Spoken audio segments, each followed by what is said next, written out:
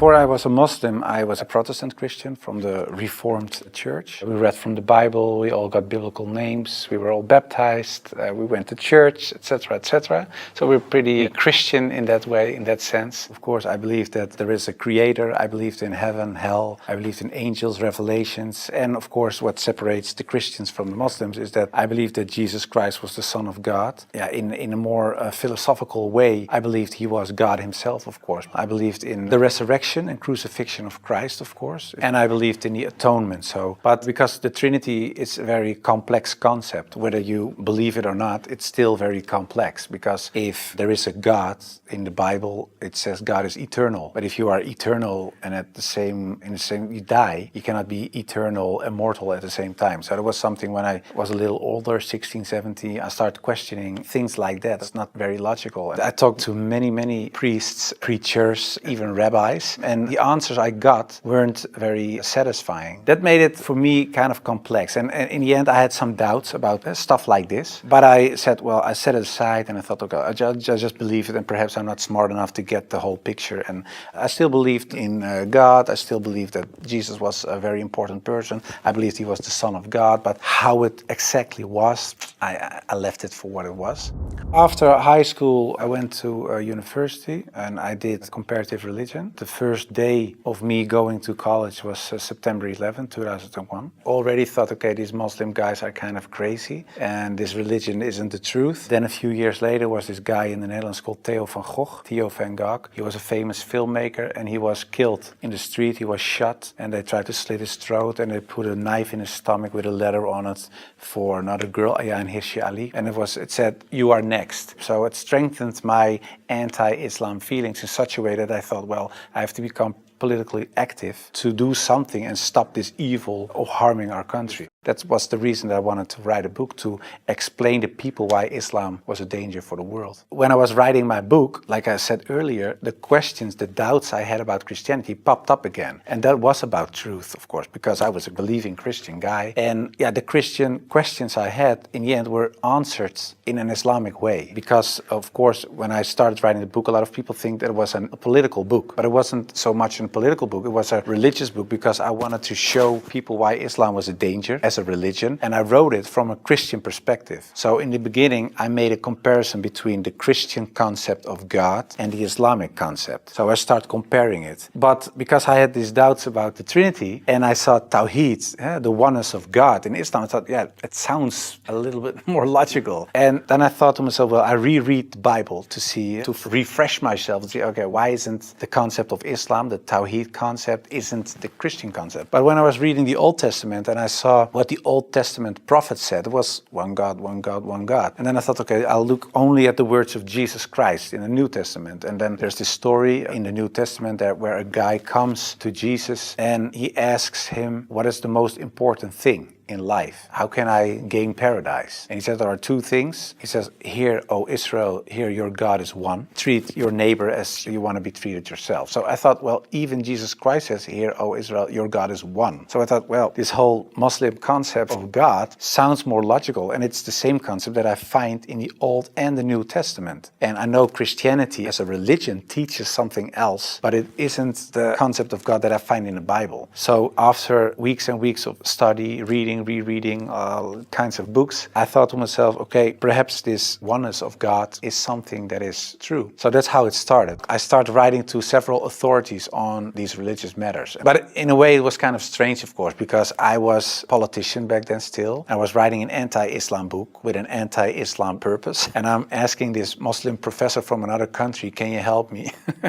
So I told him, I'm writing a book. I have a lot of questions. So I was very plain. Why is Islam promoting terrorism? Why is anti-woman? Why is anti-Christian? Anti-whatever. After, I think, 6 weeks, he sent me a very extensive email. And he started explaining, directly answered a lot of my questions. But he also told me, you have to read this article, read this book, read that book, ask this person. But in the end, after I read all these books and articles and made a comparison between prophets from from the Old Testament with Muhammad, peace and blessings be upon him, I had no arguments anymore to say they are prophets and he is not. And I thought to myself, well, if I accept Moses on these grounds and I cannot accept the prophet, then there is something else. So I thought, why don't I think he is a prophet? And I thought, oh, perhaps because he had many wives. But then again, when you look at Solomon or you look at King David, Abraham, there are a lot of people in the Old Testament that had more wives. And when you look at even outside of the religious books, culturally in Europe, in Africa, Asia, everywhere, there were men with several wives for several reasons. So I thought to myself, well, that cannot be a reason either. So one by one, all these reasons fell. And then in the end, I thought, well, I have to say all of them are not prophets. But I didn't believe that because I thought, well, the things they did, they said, the miracles that happened, etc., they were confirmed in what they said and what they did. So they are. And then I said, well, then I have to accept that Prophet Muhammad perhaps is a prophet too. So first I thought, well, it's the most evil person I know because of the history. Then I said, well, perhaps it's not that evil, but he's not a prophet. And in the end, I started doubting perhaps he is a prophet. Yeah, that took, of course, me reading a lot of books again. And the one thing that I think was very wise to say was, he said, well, the books you read about with the anti-Islam arguments are written by non-Muslims. He said, if you want to know more about Christianity, you don't read books from atheists. So start reading Islamic books from Islamic teachers, from Islamic scholars, etc. And then you can see, if you compare the books on the same topic of people who are Muslim and wrote those books and non-Muslim, you can see where they took the wrong turn, where they translated words in the wrong way, sometimes perhaps even not on purpose, but just because they didn't know. And that's what I did. And that's what I also did with the life of the Prophet, because I read a book from Martin Links, The Life of the Prophet, based on the earliest source of Muhammad. The first time that I saw him, not so much as a warlord, because that's the picture I had in my mind, but I saw him as a father, and I saw him as a friend and a teacher, and so much more. And so, yeah, I saw the person. So his character persuaded me to read more and to want to know more. The story about Hind, there was something that, like a switch, like I had to change. And that was because I thought Hind, she was the wife of one of the enemies, Abu Sufyan, and in a way they gave money to kill Hamza, the favorite uncle of the Prophet. And that was what happened on the battlefield. He got killed. They even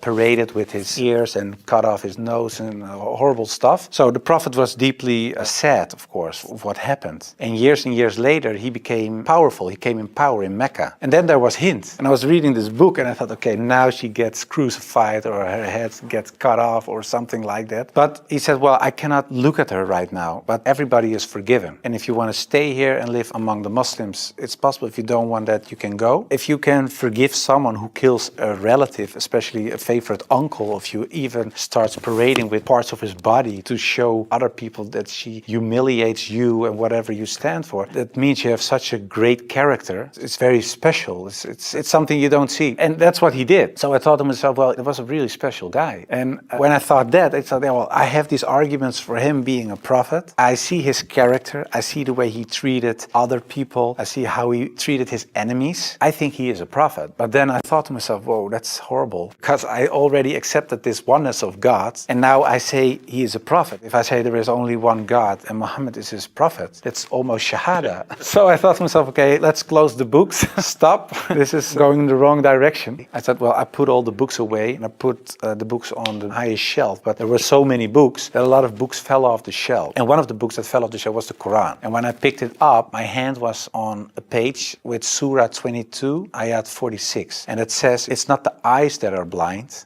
but the hearts. And I thought to myself, that really is my problem, because it wasn't the eyes. I really could see what I written down myself. Nobody forced me to write this book. Nobody said you have to write this or that. I started writing myself and I could see it with my own eyes, but I still couldn't accept the fact that I said he is a prophet, there is this one God. I just couldn't. So it wasn't my eyes that were blind, but it was really my heart. I couldn't accept it. And I said, well, God, I don't care if it's the God from the Bible or the Quran, give me a sign or something so that I 100% sure know this is the way. And I went to bed, but when I woke up, I felt very secure in myself. I really felt very secure. I've never been more secure about anything else. The whole anxiety or the whole doubting issue, it disappeared like snow for the sun. And I thought to myself, well, I think I'm a Muslim. Well, and then of course I had to tell other people. نور على نور نور على نور يهدي الله لنوره من يشاء ويضرب الله الأمثال للناس والله بكل شيء عليم